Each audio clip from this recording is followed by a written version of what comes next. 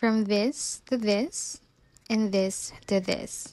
Bata pa lang ako, mahilig na talaga mag-DIY si mama dito sa bahay at kung ano-ano yung kinukumpuni niya. Kung may mga nasira man or dapat ayusin dito sa bahay, siya lang talaga yung gumagawa unless hindi niya kaya. At simula nung matuto siyang mag-order online, sunod-sunod yung mga parcels niya para sa DIY renovation namin dito sa bahay. Etong vinyl tiles yung pinakaunang dumating and gray yung napili kong color para mag-match siya sa countertop namin. Hindi pa kasi talaga namin to napalitan yung tiles simula nung nabili namin tong bahay. Aside sa magastos, sobrang matrabaho din talaga magpa-tiles. And it would take days bago siya matuyo. Unlike dito sa vinyl tiles na nabili namin, it's very convenient kasi literal na peel and stick lang yung gagawin mo. And you don't need to hire somebody to install it since kayang-kaya mo talaga siyang gawin. Sobrang dali nga lang niya ikabit lalo na sa mga flat surfaces gaya nitong tiles. Just make sure na malinis at hindi maalikabok yung paglalagyan mo. Madali lang din siyang i-cut sa corners gamit ang cutter kahit kinakalawang pa yan. Kahit yung mga bata kayang-kayang gawin to at sa sobrang dali nga niya natapos ko siya within 2 hours. Yung mga sobra naman ilagay lang namin dito sa hagdanan. Hindi mo na rin kailangan bumili ng pandikit kung sa mga flat surfaces mo lang rin naman siya ilalagay. Pero kung sa rough surface mo siya ilalagay gaya nito, kailangan mo na ng glue. Maglagay ka lang ng konting amount sa edges niya at okay na yan. This is the final look at sobrang laki ng in-improve ng itsura ng kusina namin. Dalawang set or a total of 100 pieces yung nagamit namin. Yung edges naman nilagyan lang namin itong rubber para mas malinis tignan. Ang next project naman ni mama itong kisame namin. Bumili siya ng tigfa 5 pesos na 3D wall sticker sa Orange app. Nung una ayaw ko talaga siyang ilagay kasi baka lalong maging cheap tignan. Pero nung nangalahatin ako sa paglagay, nagandahan ako sa result niya. Peel and stick nga lang rin yung gagawin mo dito pero sobrang nakakangalay. Kaya hindi ko siya matapos in 1 day lang. 3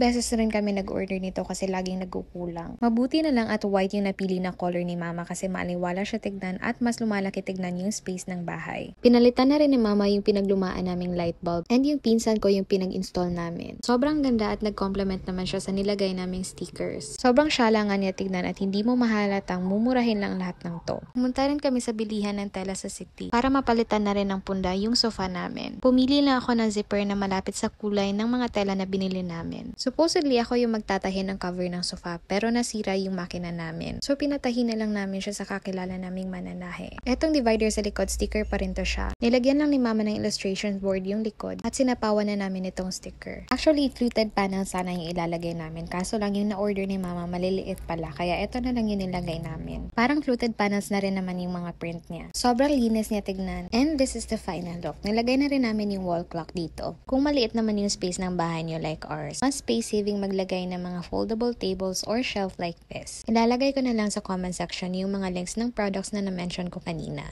And that's it for today guys. See you tomorrow. Bye!